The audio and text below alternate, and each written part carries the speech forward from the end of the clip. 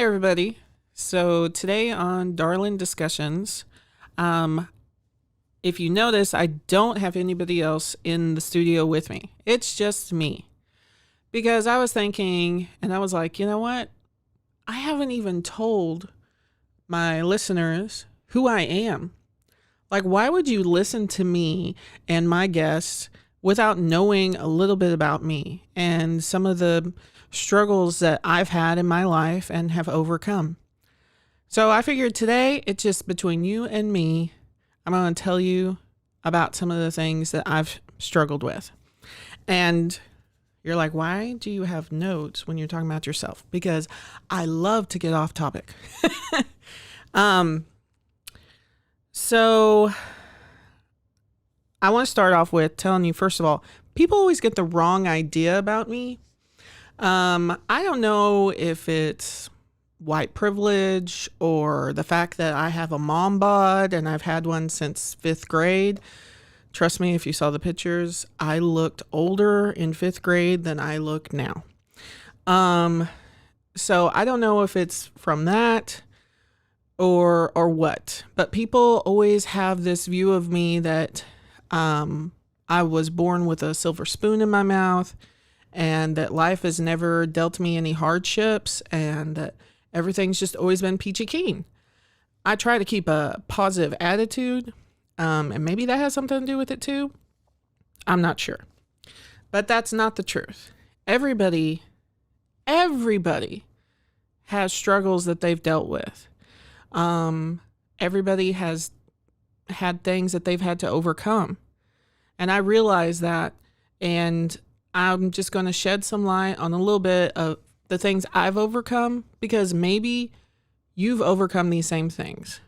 And maybe you think, hey, I can't ever talk to somebody about this stuff, or nobody's ever going to understand this because there's nobody else in the world who's dealt with this, because there's no reason for me to have dealt with this. Because, yeah, I grew up in a situation where most people would think, oh, yeah, no, there's no reason for her to have any problems, except that, yeah, our family was poor when we were little. I have a brother, so that's why I'm saying we. It's not like I have multiple personalities. I promise. That is not one of the things I've struggled with. But we lived in a trailer house for the first 5 years of my life. My dad worked at Walmart, so, the income wasn't really great. My mom did some, odd jobs here and there. It wasn't until later when my grandparents started helping out more that, bought us a house and things like that, that our economic situation got better. But yeah, it was rough. Also, I had a grandmother who was schizophrenic that we would go visit very often and stay at her house sometimes. My grandfather was hearing impaired, so staying at their house was always interesting. We moved in with those grandparents whenever my grandfather couldn't take care of my grandmother anymore. And it was the last year of his life. Then whenever my grandmother passed away, we moved in my other set of grandparents into our house and lived with them until they passed away. So I saw the struggle of seeing somebody in their last years of life and the hardship of going through that. My other grandmother had Alzheimer's. Seeing somebody that you love and cherish so much, their mind just drift away. I know many people have experienced that and know exactly how hard that is. And I went through that as a young child, and into my adulthood, with 4 grandparents, basically. Except, well, 3.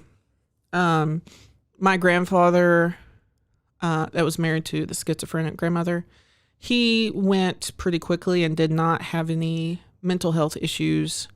He was still mentally there whenever he passed away. His was cancer.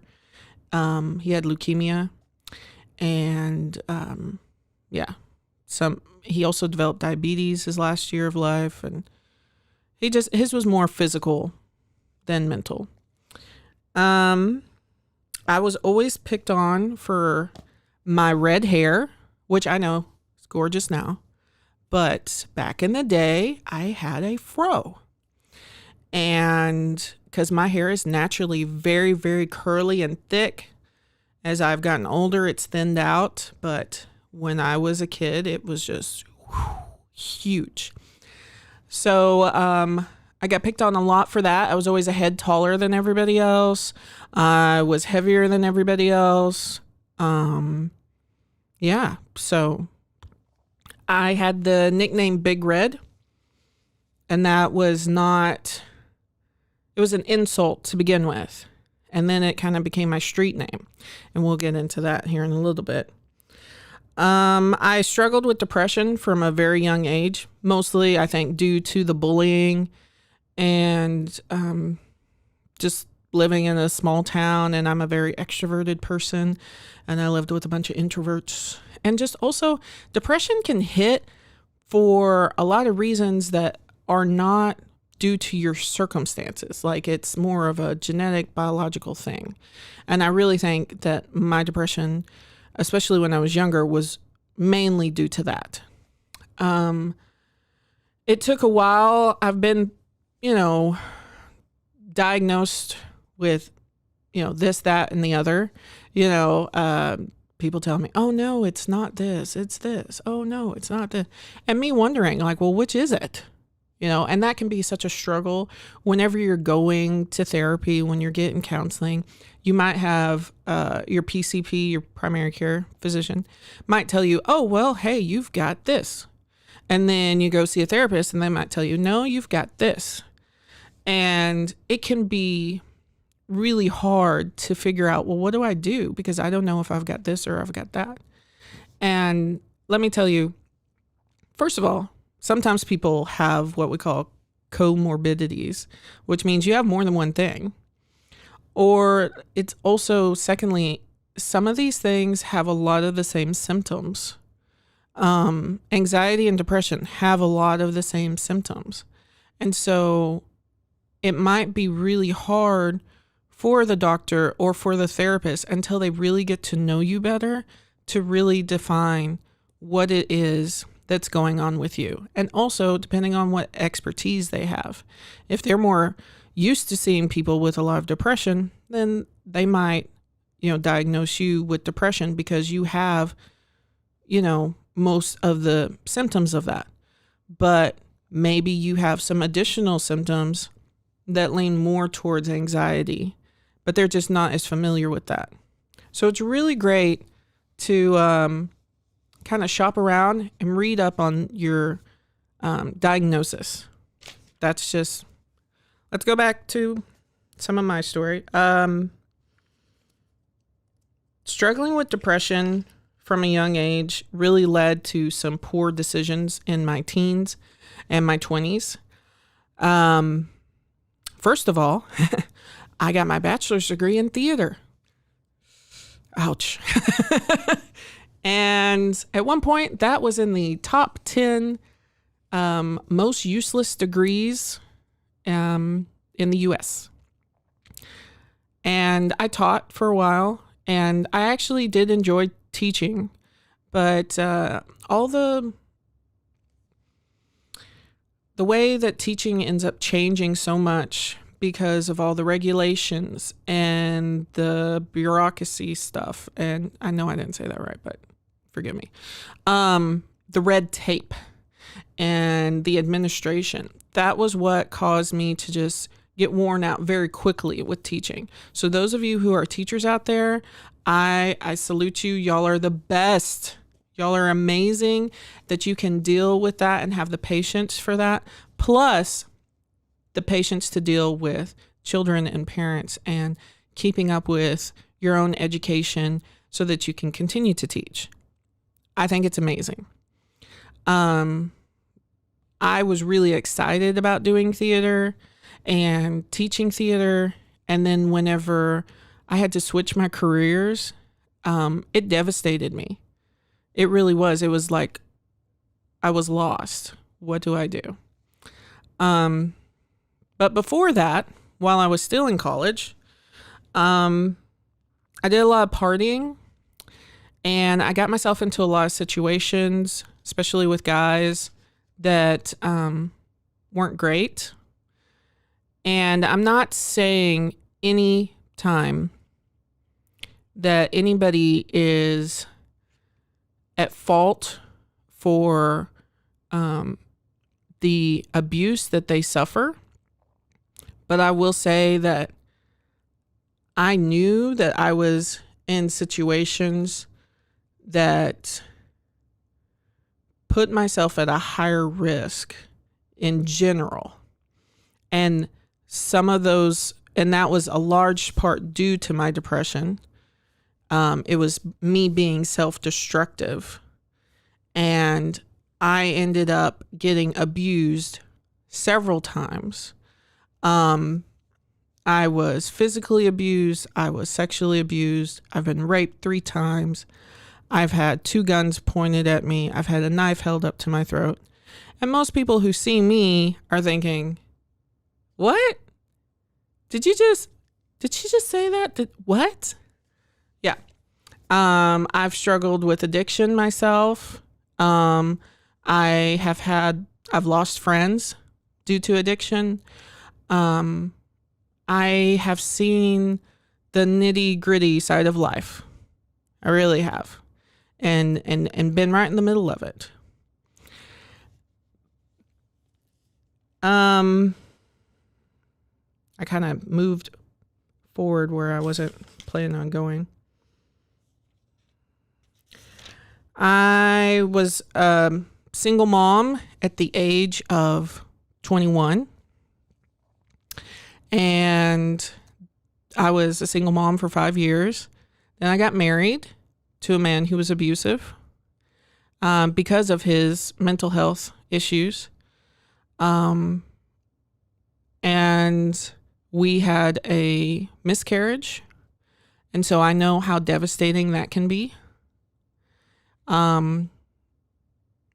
I finally got the courage after 5 years to leave that abusive relationship. And that took a lot. So I know how that can be. I've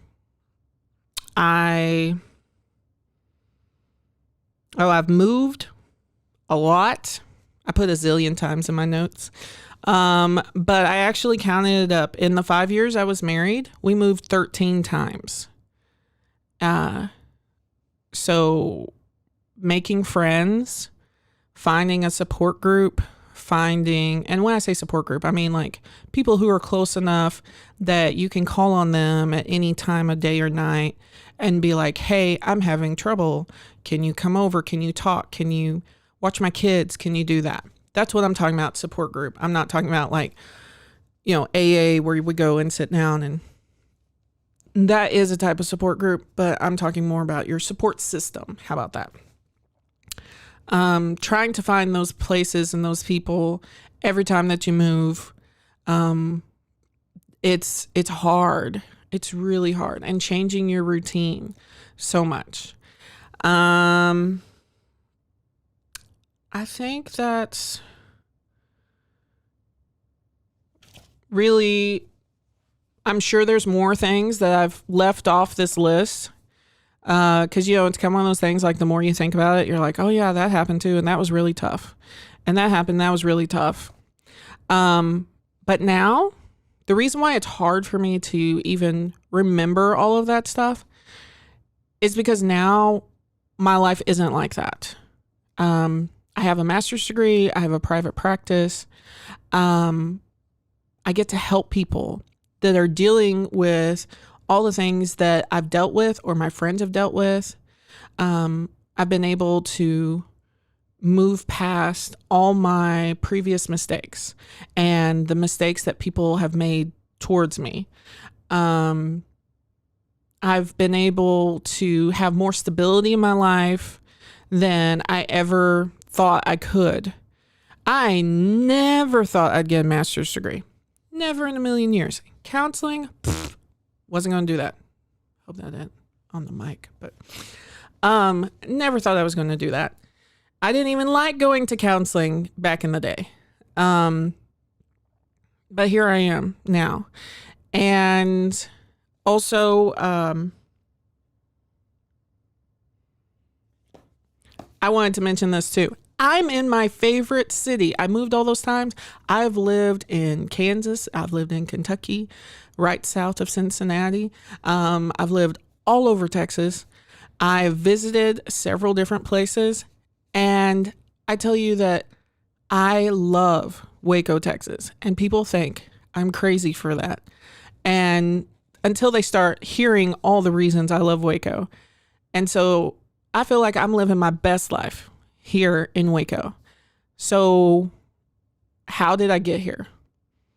And I'll tell you, the main thing that has really helped me out has been a combination of therapy and my faith.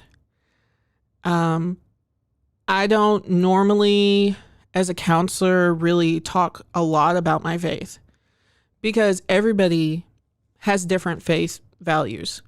And I respect that because I know everybody has different journeys. But for me, I needed that combination of an equal amount, basically, of my therapy and faith. Because whenever I was just doing a little bit of therapy or I wasn't doing therapy at all, but I was going to church all the time and really felt like I was really involved, I still felt empty. I was still going through really hard times. And whenever I was doing a lot of therapy and denying I had any faith and going through that, I was still very empty, didn't really have a purpose in my life. And so having that combination, like my therapy draws me back towards my faith, draws me back towards my values. And my faith draws me back towards, hey, you need accountability. You need somebody to help you to achieve the goals that you have in your life. The combination of the two has led me to the point where I can build my life. It got me to the point where I was like, you know what? This is possible to be happy after all of these horrible things have happened. And it's possible for anybody and everybody out there, no matter what your faith is or lack of faith. You can do it. Anybody can do it. You just need somebody who can help you along and say, I'm there with you. And I have been there through it, or I know somebody who's been there through it, or I've studied about this situation. And then they can help you go along and move forward. And that is why I got into counseling. And that's why I love counseling. That's why I love helping people out, is because I get to use what I've learned personally and professionally and get to see a transformation in other people. And I really like these podcasts because I get to be more direct and I get to pick the topic and say, hey, you know, I think this is something that will really help a lot of different people, instead of you having to come in and use your insurance or pay me or whatever. I mean, well, you can't.